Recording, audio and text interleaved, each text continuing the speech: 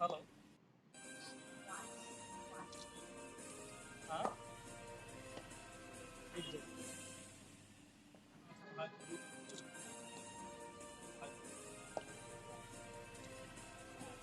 Press वार्ता का आपने आयोजन किया है, किन मुद्दों को लेकर के अपनी बात को रखना चाह रहे हैं बताइए? जिस तरह से आप जान रहे हैं कि आदिवासी का हक अधिकार जल जंगल जमीन से लेकर संस्कृति सभ्यता भाषा से लेकर के जो मेन अहम मुद्दा है जो अभी जो जिस तरह से आदिवासियों का सरना धर्म कोड को लेकर के 8 जनवरी 2023 को जो इसी हरमू मैदान में प्रार्थना सभा के माध्यम से आयोजन किया गया है। तो इस प्रार्थना सभा के माध्यम से हम लोग मांग करना चाहते हैं राज्य सरकार से और केंद्र सरकार से कि अविलंब जल्द से जल्द सरना कोड लागू किया जाए, जो कि आदिवासियों का जो एक धर्म जो कोड है जो लंबे समय से मांगा जा रहा है, उस धर्म कोड अभी तक नहीं दिया गया है। और खास कर यहाँ पर जो हमारा संस्कृति सभ्यता भाषा कल्चर आरक्षण जो भी है जो धड़ल्ले से लुटाया जा रहा है, तो उसको सभी तरह से सुरक्षित किया जाए, संरक्षित किया जाए और सुंदर करने की आवश्यकता है। जो हमारा चीज़ जो बचा हुआ है उसको सुंदर बनाने की ज़रूरत है। इन तमाम मुद्दों के साथ में 8 जनवरी 2023 को हमारा यहाँ विशाल सरना प्रार्थना सभा का आयोजन कर रहे हैं, जो कि एक दृश्य होगा आदिवासी समाज के लिए। यहाँ सीखने और जानने का भी मौका मिलेगा। जो अच्छे अच्छे प्रवक्ता लोग जो आएंगे आदिवासी हित का बात करेंगे, सभी को सुनने और जानने का मौका मिलेगा। इसी को लेकर के 8 जनवरी को विशाल सरना प्रार्थना सभा का आयोजन का है, रैली का है, जो कि किया गया है। आएंगे कम से कम 10,000 का टारगेट रखा गया है। 10,000 से लोग पूरे झारखंड के प्रत्येक जिले से लोग 10,000 की संख्या में लगभग पहुंचेंगे। ये बताइए कि क्या लगता है कि देश की आज़ादी के बाद आज तक जो है आदिवासियों को सरना कोड नहीं मिला, किनको जिम्मेदार मानते हैं? देखिए, अगर माना जाए तो जैसे राज्य से पर बहुत सारे राज्यों से सरना धर्म कोड चाहे जो भी कोड है उसको लेकर के पारित करके केंद्र को भेजा है, लेकिन हम लोग झारखंड के खास कर लोग हैं और बंगाल छत्तीसगढ़ उड़ीसा यहाँ अधिकतर सरना धर्म कोड बोलने वाले लोग हैं। तो हम लोग मांग करेंगे कि सरना कोड ही दिया जाए और इसको हम लोग साफ तौर से जिम्मेवार केंद्र सरकार को ही मानते हैं, क्योंकि वहाँ से देना केंद्र सरकार को क्या है कि जो कोड लागू होगा वो तो पूरे देश स्तर पर होगा। इसीलिए राज्य सरकार तो अपनी जो जिम्मेवारी तो करके भेज दिए है विधानसभा से पारित करके, लेकिन अब देखना केंद्र सरकार को है कि कब वो लागू करती है और कब वो देती है। हम लोग लेकिन हमेशा मांगेंगे, जब तक हम लोग को मिलेगा नहीं धर्म कोड सरना धर्म कोड, तब तक हम लोग मांग और डिमांड करते रहेंगे। सरना कोड का एक पक्ष भी है आदिवासियों का जो धर्म कोड के पक्ष में नहीं है।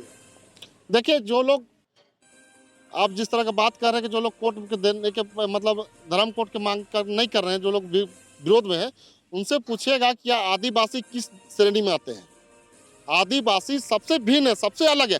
और देखिएगा तो इस धरती का सबसे पुराना जो धर्म है वो सरना धर्म आदिवासियों का धर्म है। तो हम यही कहना चाहते हैं कि जिसको आप जैसे जैन लोग को 40 से 50 लाख पूरे देश में है, उनको आप जैन धर्म का एक कोड दे दिए हैं। तो उसी तरीक़ा से हमारा जो आदिवासी का धर्म है पूरे देश में 15 करोड़ के पार होने जा रही है। और लिखने वाले अभी सरना धर्म कोड 50 लाख से ऊपर हो गया। और अभी अगर सेंसस किया जाएगा, अभी अगर ये किया जाएगा, सर्वे किया जाएगा, तो सरना धर्म कोड लिखने वाले 2 करोड़ से पार हो जाएंगे। तो हमारा कहना है कि जो अलग धर्म कोड का जो मांग कर रहे हैं उसको तो केंद्र सरकार को दे देना चाहिए, चूँकि जिसका आस्था श्रद्धा जुड़ा हुआ है जिस चीज़ से, उस चीज़ को कम से कम मानना चाहिए। ये बताइए कि आने वाले जो जनसंख्या का जो होगा सर्वे, उसमें क्या लगता है कि सरना कोड हो पाएगा लागू उसमें? देखिए, सरना कोड लागू करना केंद्र सरकार की जिम्मेवारी है और हम तो मांग करेंगे कि सरना कोड देना ही चाहिए, क्योंकि जिस तरह से हम लोग का अपना आस्था और श्रद्धा जुड़ा हुआ है। आप जानिएगा कि जिस तरह से आदिवासियों का जो संविधान में जो अधिकार दिया गया, चाहे शिक्षा के क्षेत्र में हो, नौकरी के क्षेत्र में हो, चाहे राजनीति के क्षेत्र में हो, तो जो भी हमारा एक आंकड़ा पता चलेगा कि आदिवासियों की संख्या कितनी है, वही प्रकार से उतना ही आरक्षण न दिया जाएगा। आज मान चलिए कि हम लोग 101 बात कर रहे हैं और आप 50 का दे रहे हैं आरक्षण, तो 50 तो ऐसे ही चला गया। तो जब काउंटिंग होगा कोर्ट के माध्यम से तो पता चले कि हाँ इतने आदिवासी की संख्या है महिला पुरुष मिला के, तो उसके हिसाब से फिर उतना आरक्षण दिया जाएगा। इसीलिए धर्म कोड की आवश्यकता है हमें। कुर्मी महतो लोग आदिवासी में शामिल होना चाह रहे हो, सर आप क्या विचार है? देखिए, कुर्मी जिस तरह के आदिवासी दर्जा का मांग कर रहे हैं, तो मैं कहना चाहूँ कुर्मी हमारे भाई हैं, आदिवासी है मूलवासी भाई हैं, लेकिन हम यही कहना चाहेंगे कि वो अपने अधिकार की बात करें, किसी का अधिकार में हस्तक्षेप ना करें। अगर वो हस्तक्षेप करते हैं तो ये गलत है। और कुछ लोग इस तरह का करके पूरे समाज को भटकाने का काम कर रहे हैं। मैं उनसे अपील करना चाहूँगा कि आप अपने अधिकार की बात करें। अधिकार की बात करेंगे तो हम भी उनको साथ देंगे और साथ चलेंगे। हर आंदोलन में उसका हम कदम से कदम मिलाकर साथ चलेंगे। लेकिन आप किसी अधिकार की बात, दूसरे के अधिकार को लेने की बात करेंगे, तो ये हम लोग कतई बर्दाश्त नहीं कौन करेंगे। भटका रहा? कुछ लोग हैं, अब किसी का हम लोग नाम लेना नहीं चाहते हैं, क्योंकि सभी लोग एक भाई की तरह रहे, हमारा साथ में उठना बैठना, किसी कितने मातो भाई लोग हैं, कुर्मी लोग हैं, सब साथ में रहते हैं, उठते हैं, बैठते हैं, लेकिन किसी का नाम नहीं लेना चाहते। आप प्रेस मीडिया के हैं, जुड़े हुए हैं, आप उसके माध्यम से खुद जान सकते हैं कि कितने लोग जुड़े हुए हैं इसमें। बहुत से आदिवासी ऐसे हैं जिनके पास अभी भी 32 का खतियान नहीं है, उसको क्या कीजिएगा, आदिवासी के दर्जे से बाहर कर दीजिएगा आप लोग। नहीं, वहाँ पर तो साफ तौर से राज्य सरकार ने कहा है कि जो वहाँ पर जो ग्राम सभा होगी, ग्राम पंचायत होगी, उसके माध्यम से उसको चिन्हित किया जाएगा, उसकी भाषा है, उसके रहन सहन है, उसका खान पान है, और उसी तरह से सर्वे किया जाएगा कि मान के चल जिसके पास 32 खतियान नहीं है उसको उस श्रेणी में रखा जाएगा।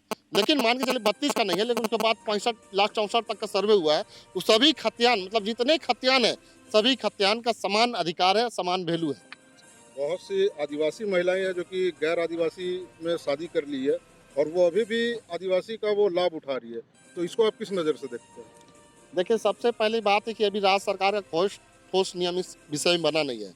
हम लोग तो मांग करते हैं कि जैसे आदिवासी लड़की अगर गैर आदिवासी के साथ चला जाए शादी करके, तो उसका पूरी तरह से स्वतः उसका आरक्षण समाप्त होना चाहिए, लेकिन यहाँ पर सरकार से कोई ठोस नीति बनाई नहीं है। इसीलिए आज जब भी देखिएगा, जैसे मुखिया लड़ना का हो, चाहे विधायक लड़ने का हो, चाहे किसी प्रकार से अगर आदिवासी महिला गैर आदिवासी की आती है, तो उसका मायके से उसका ये बनाया जाता है, मतलब उसका जाति प्रमाण पत्र मांगा जाता है।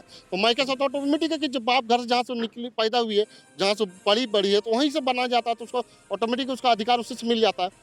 तो अगर मैं कहना चाहता हूँ कि राज्य सरकार इससे हस्तक्षेप करे और इसको संशोधन करे कि शादी के बाद अगर आदिवासी को जब जाते हैं तो स्वतः उसका जो अधिकार है समाप्त होना चाहिए। लास्ट सवाल है कि क्या लगता है कि जो लोग सरना धर्म को नहीं मानते हैं लेकिन आरक्षण का लाभ एसटी के रूप में लेते हैं, तो क्या लगता है कि अगर सरना कोड लागू होगा तो क्या आदिवासी समुदाय जो है, जो दूसरे धर्म में कन्वर्ट हो चुके हैं, उसको लेकर के आप क्या कहेंगे? देखिए, जो दूसरे धर्म में कन्वर्ट हो चुके हैं, किसी कारण से अगर मान चलिए हो भी गए हैं, तो उसको मैं नहीं कहना चाहता हूँ कुछ, लेकिन यही मैं कहना चाहता हूँ कि जो हमारा जो मूल धर्म है, जो आदिवासी का जो मूल धर्म है, जो शुरू से आदिवासी जो प्रकृति के साथ जुड़ा हुआ है, मेन धर्म तो ही है हमारा।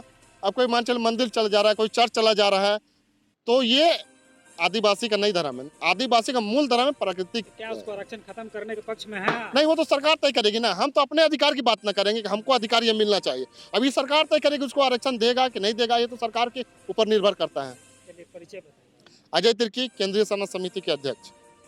सरना कोड को लेकर के आंदोलन का रूपरेखा आपने तैयार कर रहे हैं, आप लोग क्या कुछ कहना चाह रहे हैं? देखिए, सरना कोड पिछले 70 साल से मांगा जा रहा है, लेकिन किसी भी सरकार के कान में जूं नहीं रेंग रही है। जब से देश आज़ाद हुआ है, उसके बाद से ही हम आदिवासियों का धर्म कोड हटा दिया गया है, जबकि आज़ादी से पहले था।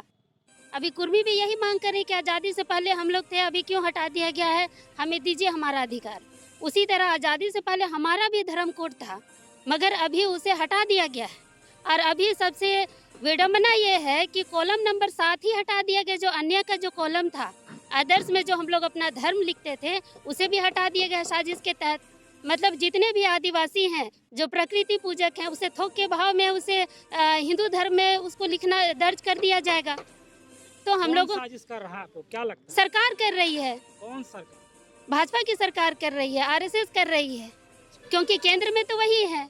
जनगणना करने का जो आदेश उन्हीं की तरफ से आता है। आरएसएस तो बहुत आदिवासियों के लिए जन कल्याणकारी योजनाओं का पालन करती है, उनको देख रेख के लिए। नहीं, क्या जन कल्याण, हम लोग आपसे पूछना चाहते हैं मीडिया वालों से, क्या जन कल्याण कर रही है? हम लोग तो आज तक नहीं देख रहे कोई भी जन कल्याण हुआ है यहाँ। वनवासी आश्रम कौन चला? वनवासी आश्रम चला रहे हैं, तो वो आप अपने लिए चला रहे हैं, आप अपने वोट की राजनीति के लिए चला रहे हैं। आप आदिवासियों को वनवासी बना दे रहे हैं। जो हम लोग अपने जो रूढ़िवादी परंपरा से जो पूजा पाठ करते हैं, उसे आप हिंदूकरण कर दे रहे हैं कि फूल प्रसादी से पूजा करो, हम बलि प्रथा से पूजा करते हैं। आज पारसनाथ पहाड़ क्यों छीना जा रहा है? पारसनाथ पहाड़ क्या जैनियों का है? इनका है? वो आदिवासियों का है, वो मरांग बुरु है। मरांग बुरु का मतलब आप लोग जानते हैं? हाँ। वो आदिवासियों का पहाड़ है। बुरु मतलब पहाड़ होता है, और मरांग मतलब आदिवासियों का देवता। तो वो जो पार्श्वनाथ है, उनका जन्म कब हुआ और उनकी जो मोक्ष प्राप्ति वो कब हुआ है? हमें नहीं पता कब हुआ है। वो कभी भी आकर अगर वहाँ बैठ के तपस्या किए, वहाँ पर अगर उनका ये अंतिम संस्कार हुआ, तो इसका मतलब वो उनका नहीं ना है। जितना बड़ा जगह में अगर पारसनाथ का मंदिर, जो जैनियों का मंदिर बना है, हमें कोई आपत्ति नहीं, आप उतने से में रहिए ना, लेकिन आप पूरा पहाड़ को बोलते हैं हमारा अधिकार है, हम उसमें किसी दूसरे को चढ़ने नहीं देंगे, वहाँ मीट मछली नहीं करने देंगे। तो भैया मैं बता देना चाहती हूँ कि हम जो आदिवासी हैं वो रूढ़िवादी परंपरा से चलते हैं। हम बलि प्रथा पर विश्वास करते हैं और हम जो भी पूजा करते हैं बलि प्रथा से करते अभी हैं। आप बोले कि आदिवासियों को वनवासी बना दिया, तो प्राकृतिक का मतलब वनवासी होता ही है। नहीं, हम आदिवासी हैं, हमें वनवासी मत बनाइए, क्योंकि हम सिर्फ और सिर्फ आदिवासी कहलाना पसंद करते हैं। जंगल में कई जाति के लोग रहते हैं, जंगलों में, पहाड़ों के नीचे, वहाँ तेली, साहू, बनिया, कुर्मी, महतो सब रहते हैं। तो क्या वो सब आदिवासी हैं? उनके साथ वो वनवासी हो सकते हैं, लेकिन आदिवासी को वनवासी मत बनाइए। चलिए परिचय बताइए। मैं कुंद्रा सिंह मुंडा, रांची जिलाध्यक्ष, अखिल भारतीय आदिवासी विकास परिषद।